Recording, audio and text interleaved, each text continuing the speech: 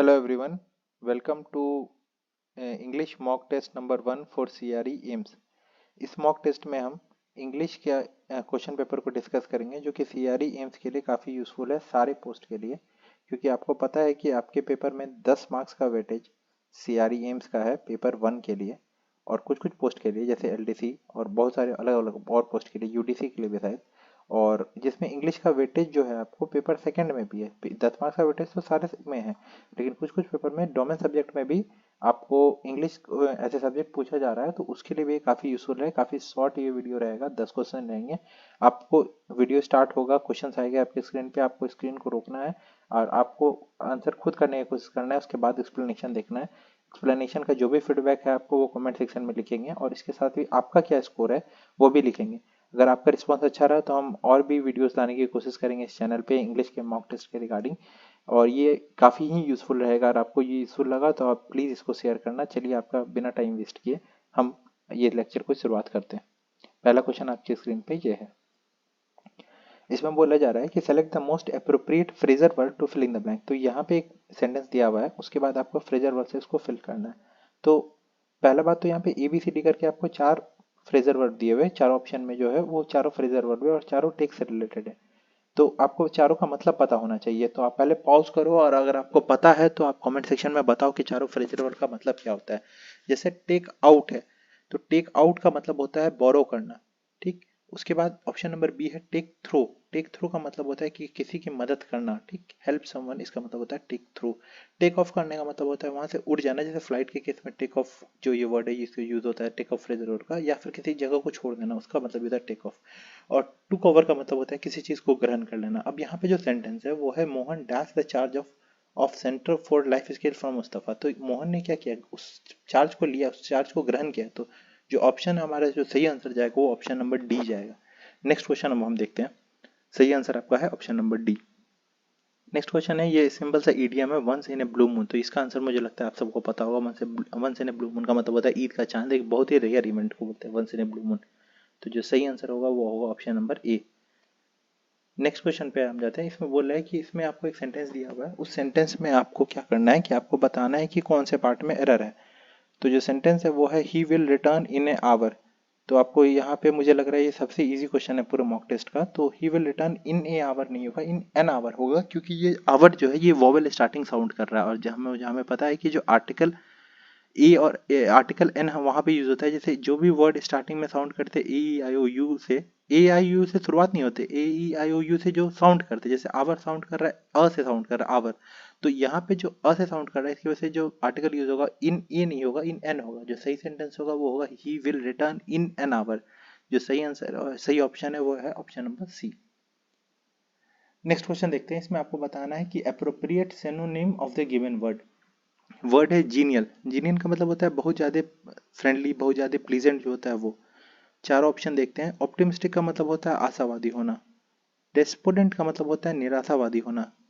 और पॉजिटिव का मतलब होता है कि काफ़ी मतलब ये ऑप्टिमिस्टिक कह सकते हैं। और चेयरफुल का मतलब होता है काफ़ी प्लेजेंट, काफ़ी जो फ्रेंडली है। तो जो सही आंसर होगा वो होगा option number B. Next question देखते हैं। ये आपका वन वर्ड सब्स्टिट्यूशन है, ये ग्रुप ऑफ वर्ड है।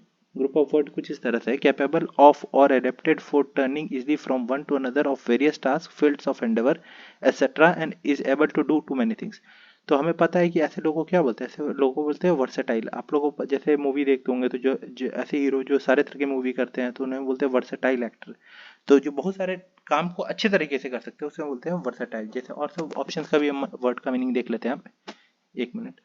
तो जो जो और सब वर्ड्स है, जैसे एक वर्ड है टर्न कोट। टर्न कोट का मतलब हम गद्दार या फिर जो किसी तरह की गद्दारी करते हैं या फिर धोखा देते हैं उन लोगों को बोलते हैं टर्न कोट। और टैलेंटेड का मतलब जिनमें बहुत ज़्यादा टैलेंट होता है। वर्सेटाइल का मतलब तो आपको जी पूरा वन वर्ड सब्स्टिट्यूशन में जितने वर्ड्स है वो दिया वही है।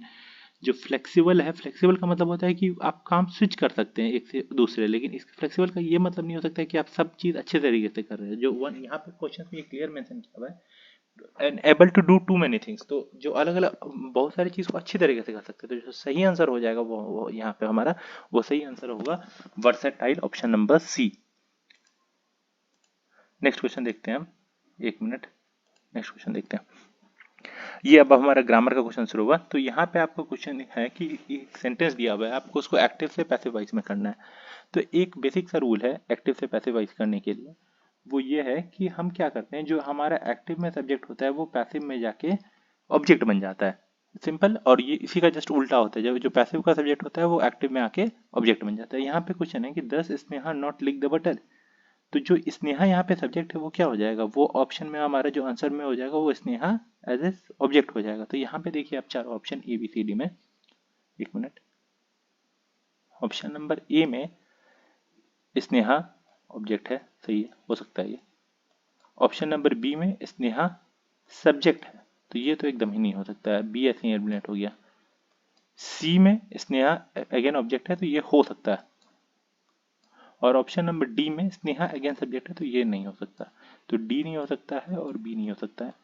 अब यहाँ पे देखो, does Sneha not lick the butter, तो नॉट लिक द बटर है, तो अब क्या होगा कि यहाँ पे हमें एक और रूल पता है कि हम वहां पे, अब ऑप्शन आप एक बार देख लेते हैं, is the butter not licked by Sneha, is the butter being not, तो बीइंग वहां यूज होता है जहाँ एक्टिव में आईएनजी फॉर्म लगता है वर्ब का। तो यहाँ पे हमारा एक्टिव में तो आईएनजी फॉर्म है नहीं, तो ऑप्शन नंबर सी भी एलिमिनेट हो गया। तो सही आंसर क्या हो जाएगा, सही आंसर हो जाएगा option number A. Next question देखते हैं, फिर एक एक्टिव और पैसिव वाई का क्वेश्चन है, तो वही रूल हम दोबारा लगाते हैं। तो यहाँ पे बोला है rover would not सॉलो the pill. तो अब यहाँ पे देखो, तो ऑप्शन नंबर इसमें, और इस तरह से हम एलिमिनेट नहीं कर सकते, बट यहाँ पे देखो वर्ब का फॉर्म हम, यहाँ पे क्या बोला, would not swallow the pill, तो यहाँ पे वर्ब का फॉर्म हम नहीं चेंज करेंगे। यहाँ पे देखो आईएनजी फॉल लग गया, ये तो ऐसे ही एलिमिनेट हो गया। यहाँ पे नॉट सैलो, ये भी एलिमिनेट हो गया। अब क्या हो सकता है, यहाँ पे ऑप्शन या तो ए हो सकता है या डी हो सकता है, क्योंकि वुड नॉट सॉलो हो सकता है या फिर वुड नॉट बी फॉलोड हो सकता है। तो हमें पता है ये पास्ट पार्टिसिपल है, और पास्ट पार्टिसिपल जब भी एक्टिव में सेंटेंस पास्ट पार्टिसिपल में रहेगा तो उसमें हम एक ऑक्सिलरी वर्ब लगाएंगे। तो ऑक्सिलरी वर्ब यहाँ पे किस में लगा हुआ है, बी, बी एक auxiliary verb option number D में लगा हुआ है। तो सही आंसर क्या हो जाएगा, सही आंसर हो जाएगा the pill would not be followed by the by rover. Rover हमारा क्या है, रोवर यहाँ पे सब्जेक्ट था और यहाँ पे ये ऑब्जेक्ट हो गया। नेक्स्ट क्वेश्चन देखते हैं। नेक्स्ट क्वेश्चन है, ये क्लोज टेस्ट का क्वेश्चन है, इसमें आपको तीन क्वेश्चंस एक ही क्वेश्चन में दिए हैं। तो इसको क्वेश्चन करने का तरीका होता है कि आप पहले पूरे पैसेज को एक बार स्किम करें। तो स्किम कर रहे हैं तो पहले में क्या लिखा हुआ है, the social media can have death effects on mental health. एक बार हम पूरे को रीड कर रहे हैं, उसके बाद तीन क्वेश्चन से इससे रिलेटेड, एक क्वेश्चन नंबर 8 ब्लैंक में है, 9 में है और 10 में है। तो social media can have death effects on mental issues with study suggesting that excessive use can lead to feeling of anxiety, depression and loneliness. तो यहाँ पे जो सोशल मीडिया की बात कर रहे हैं तो उसका कैसा इफेक्ट है, एंजाइटी है, डिप्रेशन है, लोनलीनेस, मतलब कैसी बात कर रहे हैं, नेगेटिव। यहाँ पे एक वर्ड जो होगा वो नेगेटिव वर्ड होगा। अब ऑप्शन देखते हैं हम क्या।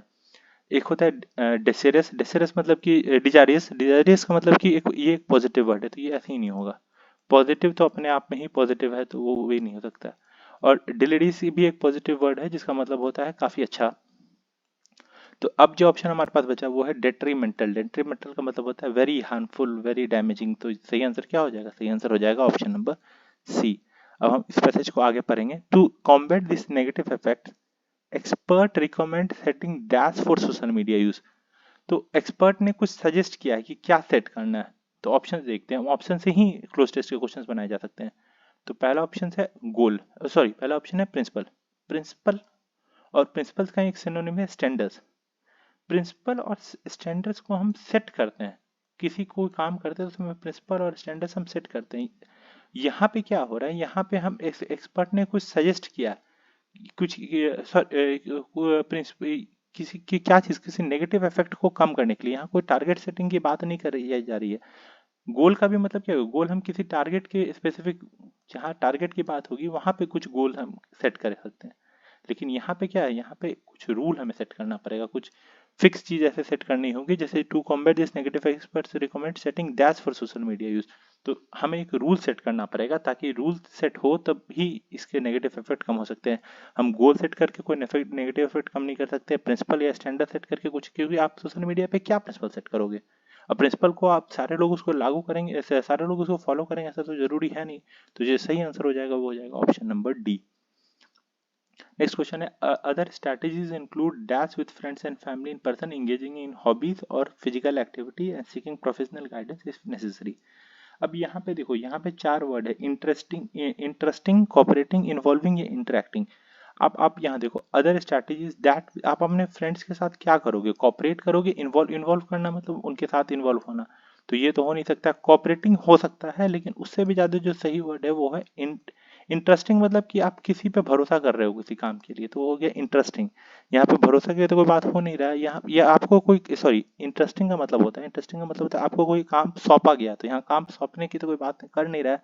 यहाँ पे जो सही आंसर हो जाएगा वो हो जाएगा option number D, interacting. Hope आपको ये मॉक टेस्ट अच्छा लगा हो। अगर आपको ये मॉक टेस्ट अच्छा लगा हो तो प्लीज़ इस वीडियो को लाइक करें और हमारे चैनल को सब्सक्राइब करें और इसको ज़्यादा से ज़्यादा शेयर करें। Thank you very much.